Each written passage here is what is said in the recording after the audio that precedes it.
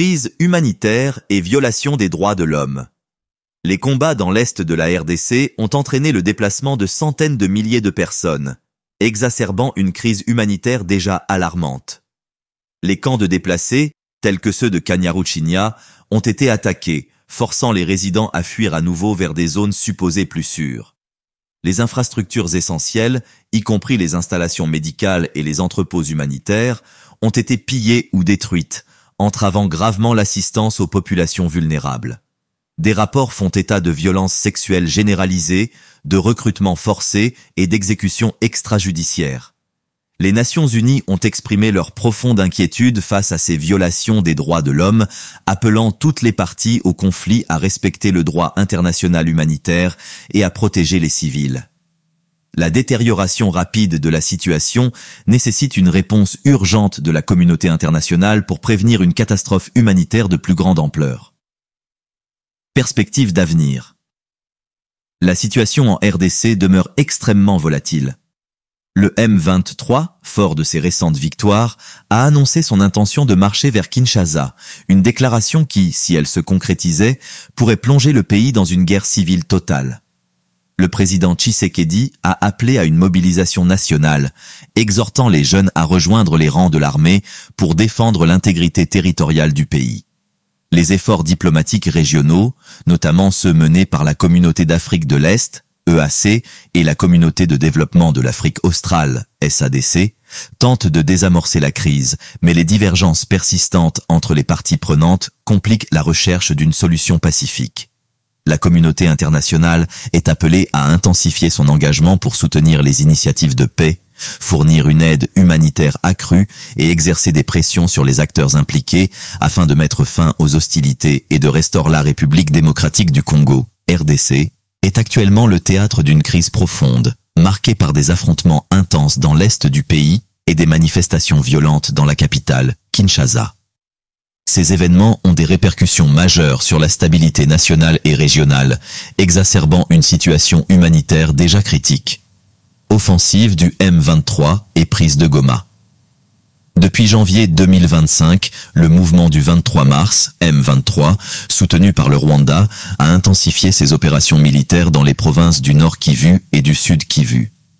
Le 23 janvier, les rebelles ont lancé une offensive majeure, capturant rapidement des localités stratégiques telles que Sake et Minova, coupant ainsi les principales voies d'approvisionnement vers Goma, la capitale provinciale du Nord Kivu. Malgré les efforts des forces armées de la République démocratique du Congo, FARDC, et des missions de maintien de la paix des Nations Unies, le M23 a réussi à pénétrer dans Goma le 25 janvier. Les combats urbains intenses ont conduit à la prise de l'aéroport international de Goma par les rebelles le 28 janvier, consolidant ainsi leur contrôle sur la ville. Cette avancée rapide a provoqué la fuite de milliers de civils, aggravant une situation humanitaire déjà précaire. Les hôpitaux locaux, débordés, ont rapporté plus de 100 morts et près d'1 millier de blessés au cours des 3 premiers jours de combat. Des témoignages font état de pillages, de violences sexuelles et d'exécutions sommaires, exacerbant la détresse de la population locale. Réaction à Kinshasa, attaque contre les ambassades. L'avancée du M23 et les allégations de soutien rwandais ont suscité une vive indignation à Kinshasa. Le 28 janvier, des manifestations massives ont éclaté dans la capitale, ciblant plusieurs missions diplomatiques. Les ambassades du Rwanda, de la France, de la Belgique, du Kenya et des États-Unis ont été prises pour cible par des manifestants en colère, entraînant des actes de vandalisme et des incendies criminels. L'ambassade de France a notamment subi des dommages significatifs avec un incendie maîtrisé par la suite. Le ministre français des Affaires étrangères a condamné ces attaques, les qualifiant d'inadmissibles, et a assuré que des mesures étaient prises pour garantir la sécurité du personnel diplomatique et des ressortissants français. Les autorités congolaises ont déployé des forces de sécurité pour rétablir l'ordre et protéger les installations diplomatiques, tout en appelant au calme et au respect des conventions internationales. Implications régionales et internationales.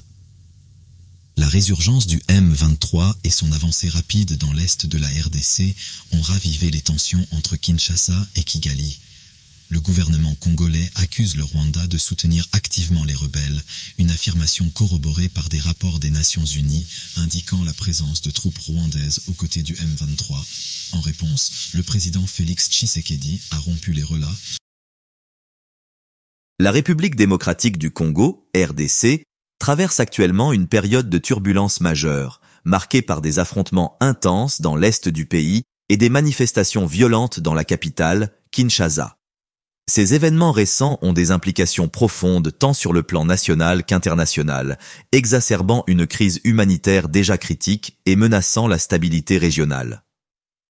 Offensive du M23 et prise de Goma.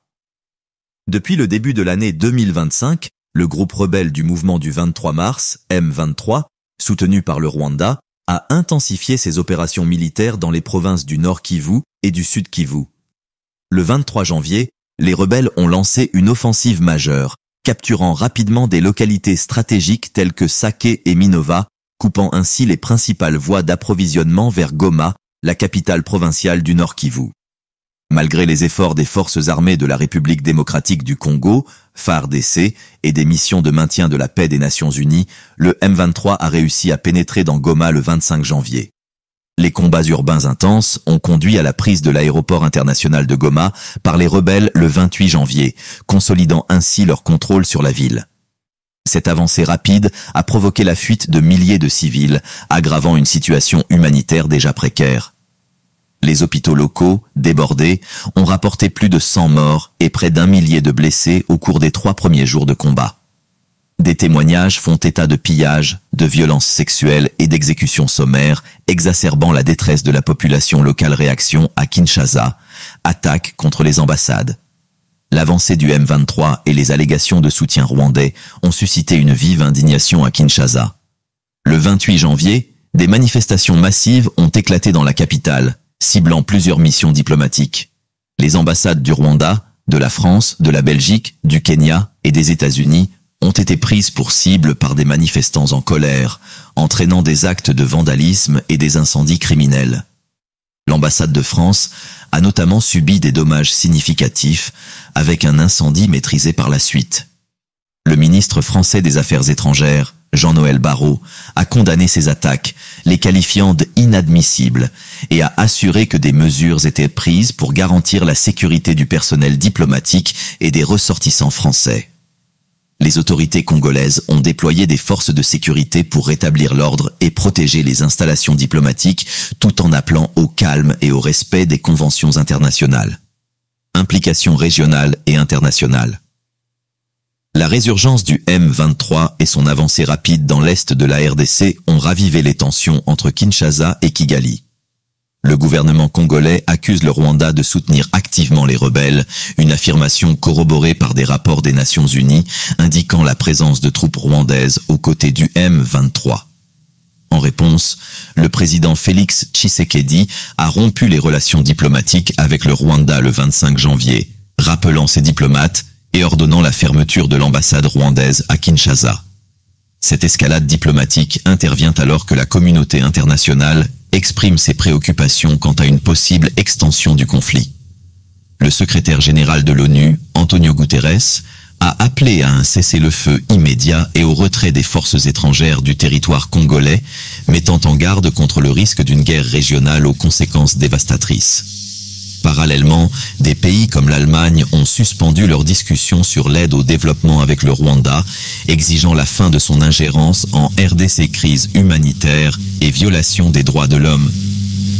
Les combats dans l'est de la RDC ont entraîné le déplacement de centaines de milliers de personnes, exacerbant une crise humanitaire déjà alarmante. Les camps de déplacés, tels que ceux de Kanyaruchinya, ont été attaqués, forçant les résidents à fuir à nouveau vers des zones supposées plus sûres. Les infrastructures essentielles, y compris les installations médicales et les entrepôts humanitaires, ont été pillées ou détruites, entravant gravement l'assistance aux populations vulnérables. Des rapports font état de violences sexuelles généralisées, de recrutements forcés et d'exécutions extrajudiciaires. les Nations Unies ont exprimé leur profonde inquiétude face à ces violations des droits de l'homme, appelant toutes les parties au conflit à respecter le droit international humanitaire et à protéger les civils. La détérioration rapide de la situation nécessite une réponse urgente de la communauté internationale pour prévenir une catastrophe humanitaire de plus grande ampleur. Kinshasa. Cette escalade diplomatique intervient alors que la communauté internationale exprime ses préoccupations quant à une possible extension du conflit. Le secrétaire général de l'ONU, Antonio Guterres, a appelé à un cessez-le-feu immédiat et au retrait des forces étrangères du territoire congolais, mettant en garde contre le risque d'une guerre régionale aux conséquences dévastatrices. Parallèlement, des pays comme l'Allemagne ont suspendu leurs discussions sur l'aide au développement avec le Rwanda, exigeant la fin de son ingérence en RDC. Crise humanitaire et violation des droits de l'homme. Les combats dans l'est de la RDC ont entraîné le déplacement de centaines de milliers de personnes, exacerbant une crise humanitaire déjà alarmante. Les camps de déplacés, tels que ceux de Kanyaruchinya, ont été attaqués, forçant les résidents à fuir à nouveau vers des zones supposées plus sûres. Les infrastructures essentielles, y compris les installations médicales et les entrepôts humanitaires, ont été pillées ou détruites, entravant gravement l'assistance aux populations vulnérables. Des rapports font état de violences sexuelles généralisées, de recrutements forcés et d'exécutions extrajudiciaires. Les Nations Unies ont exprimé leur profonde inquiétude face à ces violations des droits de l'homme, appelant toutes les parties au conflit à respecter le droit international humanitaire et à protéger les civils. La détérioration rapide de la situation nécessite une réponse urgente de la communauté internationale pour prévenir une catastrophe humanitaire de plus grande ampleur perspective d'avenir. La situation en RDC demeure extrêmement volatile. Le M23, fort de ses récentes victoires, a annoncé son intention de marcher vers Kinshasa, une déclaration qui, si elle se concrétisait, pourrait plonger le pays dans une guerre civile totale.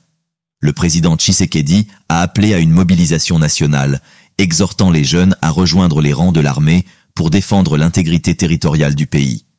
Les efforts diplomatiques régionaux, notamment ceux menés par la Communauté d'Afrique de l'Est, EAC, et la Communauté de développement de l'Afrique australe, SADC, tentent de désamorcer la crise, mais les divergences persistantes entre les parties prenantes compliquent la recherche d'une solution pacifique. La communauté internationale est appelée à intensifier son engagement pour soutenir les initiatives de paix, fournir une aide humanitaire accrue et exercer des pressions sur les acteurs impliqués, afin de mettre fin aux hostilités et de restaurer la stabilité dans la région.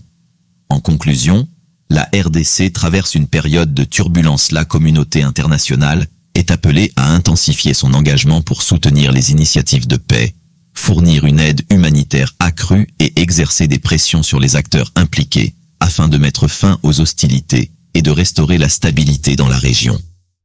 La communauté internationale, les Nations Unies, l'Union africaine, ainsi que les pays partenaires doivent redoubler d'efforts pour éviter que la situation ne dégénère davantage. Une réponse multilatérale forte est désormais essentielle.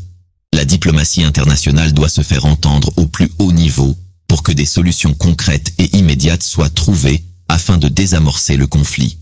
Un cessez-le-feu durable est nécessaire pour permettre un processus de dialogue politique inclusif qui englobe toutes les parties prenantes, y compris les groupes armés, les autorités congolaises et la société civile. Cependant, une telle initiative ne pourra aboutir que si les puissances mondiales et régionales exercent une pression réelle sur les acteurs violents, y compris les soutiens étrangers, afin qu'ils cessent d'alimenter cette guerre. De plus, l'aide humanitaire doit être intensifiée et facilitée dans l'est du pays. Les organisations internationales, y compris la Croix-Rouge et les agences de l'ONU, doivent pouvoir accéder sans entrave aux populations les plus vulnérables. Cependant, la situation sécuritaire rend cette aide extrêmement difficile à déployer, et les ONG sur le terrain sont souvent confrontées à des conditions de travail de plus en plus périlleuses. Des centaines de milliers de civils déplacés vivent dans des conditions de précarité extrême, sans accès à des soins médicaux appropriés, à de l'eau potable ou à une alimentation suffisante. De plus, des milliers de femmes et d'enfants subissent des violences inouïes, notamment des viols de guerre et des recrutements forcés, et restent dans l'ombre d'une crise humanitaire oubliée. L'inaction face à cette situation serait une erreur tragique. Un soutien international fort est non seulement une nécessité morale, mais aussi une urgence stratégique. En effet, la déstabilisation de la RDC pourrait avoir des conséquences à l'échelle régionale, affectant non seulement les pays voisins comme le Rwanda, l'Ouganda et le Burundi, mais aussi l'ensemble de l'Afrique. Il est donc impératif que la communauté internationale unisse ses forces pour apporter des solutions durables à ce conflit, en soutenant à la fois les efforts militaires et diplomatiques, tout en garantissant que l'aide humanitaire parvienne aux personnes qui en ont le plus besoin. En conclusion, la RDC traverse une période de turbulence d'une ampleur inédite, où la violence et la guerre continuent de détruire des vies humaines et d'anéantir des communautés entières. Le M23 et d'autres groupes armés, souvent soutenus par des acteurs extérieurs, ont exacerbé cette situation déjà fragile, rendant le pays encore plus vulnérable au risque de guerre civile prolongée. Ce conflit, qui dure depuis des décennies, n'a que trop duré, et la douleur qu'il inflige aux populations civiles ne fait qu'augmenter. La RDC n'est pas seulement un terrain de conflits armés. Elle est un lieu où les droits humains sont violés quotidiennement, où l'échec des autorités à protéger les citoyens conduit à des massacres, des viols, des déplacements forcés et une instabilité totale. Mais plus encore, elle incarne l'une des plus grandes injustices géopolitiques contemporaines, où les souffrances d'un peuple sont exploitées par des puissances étrangères cherchant à contrôler les ressources naturelles du pays. Cette situation est devenue une sorte de paradoxe de la richesse, où un pays regorgeant de ressources minières et naturelles vit dans la pauvreté et la guerre. Il est impossible de nier que la RDC détient un potentiel immense. Un peuple résilient, des ressources naturelles en abondance et une position géopolitique stratégique en Afrique centrale. Ce pays pourrait être une force de développement et d'innovation pour toute la région. Cependant, pour que cette vision devienne réalité, il est impératif que le pays trouve la paix. Cette paix ne viendra pas uniquement par le biais d'accords militaires ou de négociations politiques. Elle nécessitera un changement profond dans la manière dont les intérêts régionaux et internationaux abordent la RDC. Pour sortir de cette spirale de violence, de souffrance et de répression, il faut une approche globale qui implique toutes les parties prenantes, de l'ONU aux gouvernements locaux, en passant par les organisations de la société civile et les communautés locales. Un véritable processus de réconciliation doit être mis en place pour reconstruire la confiance, permettre aux communautés de vivre ensemble dans la paix et offrir aux jeunes un avenir sans violence ni haine. La solution réside dans un engagement véritable de la part de toutes les nations concernées par cette crise. L'heure est venue de mettre fin à ce cycle de violence, de soutenir le peuple congolais dans sa quête de justice, de paix et de développement. Il est crucial de se rappeler que chaque enfant, chaque famille, chaque communauté privée de paix est un avenir volé. Nous devons nous lever, nous battre pour ce pays, pour ce peuple et pour la dignité humaine qui doit prévaloir dans tous les coins du monde, et ce, peu importe les obstacles. Le temps des demi-mesures est révolu, et le moment est venu de prendre des actions concrètes, coordonnées et décisives pour instaurer la paix en RDC et permettre à ce grand pays d'accomplir son potentiel. Une urgence humanitaire sans précédent. Alors que la République démocratique du Congo continue de sombrer dans l'incertitude, le bilan humain et humanitaire devient de plus en plus catastrophique. Chaque jour qui passe voit des centaines de familles fuir leurs maisons, errant sur les routes poussiéreuses sans destination sûre, sans vivre ni protection. Les camps de déplacés, déjà surpeuplés, ne parviennent plus à absorber l'afflux massif de personnes cherchant refuge. Dans certaines zones, des maladies telles que le choléra et la malaria se propagent rapidement en raison du manque d'accès à l'eau potable et aux soins médicaux. Les hôpitaux sont dépassés, les médecins et infirmiers épuisés, travaillant sans relâche avec des ressources limitées. Les ONG, bien que présentes, peinent à coordonner leur aide face à l'insécurité croissante. Des convois humanitaires sont régulièrement attaqués, pillés, voire détruits, ce qui complique davantage la distribution des vivres et des médicaments. Les enfants, eux, sont les premières victimes silencieuses de cette tragédie. Beaucoup ont perdu leurs parents dans les affrontements, devenant orphelins du conflit. Certains sont enrôlés de force par des groupes armés, contraints de porter des armes au lieu de cahiers d'école. D'autres, victimes de violences sexuelles ou d'exploitation, grandissent avec des traumatismes indélébiles. L'avenir de toute une génération est en péril, et et l'inaction du reste du monde ne fait qu'aggraver leur détresse. L'ombre de la géopolitique, un conflit alimenté par des intérêts extérieurs. La crise en RDC ne se limite pas à un simple conflit interne. Elle est nourrie et entretenue par des enjeux géopolitiques d'ampleur. Le bruit des balles a remplacé le chant des enfants récitant l'alphabet. Les salles de classe, autrefois remplies de rires et de rêves, sont aujourd'hui désertes ou transformées en refuge pour des familles déracinées par la guerre. La République démocratique du Congo, en proie aux violences du M23, fait face à une tragédie silencieuse mais dévastatrice. Plus de 300 000 enfants du Nord Kivu et du Sud Kivu sont privés de leur droit fondamental à l'éducation.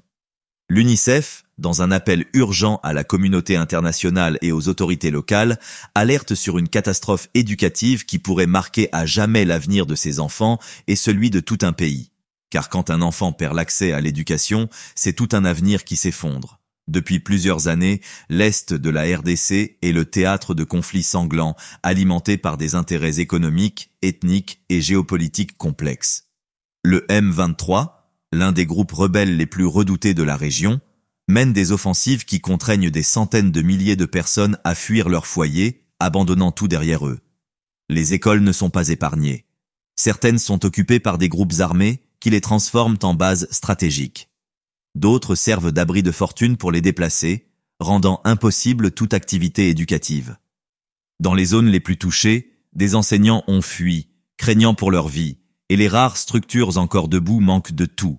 Manuels scolaires, tableaux, bancs, cahiers et même de la craie. Les enfants, eux, sont les premières victimes de cette tragédie. Sans accès à l'éducation, leur avenir est brisé avant même d'avoir commencé. Privés d'école, ces enfants sont plongés dans une réalité brutale. Certains sont enrôlés de force dans des groupes armés, contraints de devenir des combattants avant même d'avoir appris à lire. D'autres se retrouvent à mendier ou à travailler dans des conditions misérables, simplement pour survivre. Les jeunes filles sont particulièrement vulnérables, exposées aux mariages précoces et aux violences sexuelles. L'éducation est bien plus qu'un simple droit. C'est un rempart contre la violence, la pauvreté et l'exploitation. Quand elle disparaît, les enfants deviennent des proies faciles pour ceux qui profitent du chaos. En RDC, un enfant qui ne va pas à l'école aujourd'hui risque de devenir un combattant, un esclave ou une victime demain. Face à cette catastrophe, l'UNICEF refuse de rester silencieuse et appelle à des actions immédiates pour sauver cette génération. La mise en place d'écoles temporaires sécurisées est essentielle pour permettre aux enfants déplacés de reprendre leur scolarité. Il est urgent de renforcer la protection des enfants pour empêcher leur enrôlement dans les groupes armés. L'aide humanitaire doit être intensifiée avec la distribution de fournitures scolaires, de repas et un soutien psychologique pour les enfants traumatisés par la guerre. Les infrastructures scolaires doivent être restaurées et les gouvernements du monde entier doivent s'impliquer pour éviter une catastrophe éducative de grande ampleur. La situation est urgente. Chaque jour perdu est un pas de plus vers l'abîme pour ces enfants. Malgré la guerre, malgré la peur, l'espoir subsiste. Il brille dans le regard d'un enfant qui serre son dernier cahier contre lui, refusant d'oublier ce qu'il a appris. Il vit dans la résilience des enseignants qui, même sans salaire ni matériel, continuent d'enseigner sous un arbre ou dans une tente. L'éducation est la seule arme capable de briser le cycle de la guerre. C'est elle qui permet à un enfant de rêver d'un avenir meilleur, loin des conflits et de la misère. C'est elle qui façonne les leaders de demain, ceux qui reconstruiront le pays une fois la tempête passée. Mais sans intervention rapide, cet espoir risque de disparaître. L'heure est venue d'agir, sensibiliser, partager ces informations pour que le monde ne détourne pas le regard. Soutenir les organisations humanitaires en faisant des dons à l'UNICEF ou aux ONG engagées dans l'éducation en RDC. Exiger des actions des gouvernements en faisant pression sur la communauté internationale pour qu'elle prenne des mesures concrètes. Chaque enfant privé d'école est une vie sacrifiée. Chaque action compte. Ne laissons pas la guerre voler l'avenir de cette génération. L'urgence de la situation est incontestable. L'UNICEF, les ONG et toutes les organisations engagées dans la protection des droits de l'enfant et dans la lutte pour l'accès à l'éducation en République démocratique du Congo doivent redoubler d'efforts pour alerter et sensibiliser la communauté internationale sur l'impasse tragique dans laquelle se trouvent ces enfants. Ils ont le droit d'avoir un avenir, un avenir qui ne soit pas volé par la violence, par la guerre, ou par l'abandon des gouvernements qui semblent trop souvent fermer les yeux.